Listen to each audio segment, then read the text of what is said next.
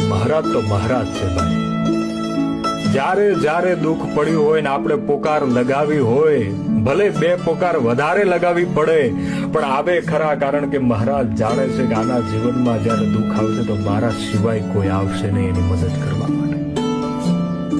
અરે કદાચ ગમે તેટલા ખરાબ કામ કર્યા હોય, ખરાબ કર્મ કર્યા હોય, પણ જ્યારે આપણે પોકાર લગાવી હોય કે હે ગોગા મહારાજ તમારા મદદની જરૂરત છે, તો મહારાજ આવે છે ખરા.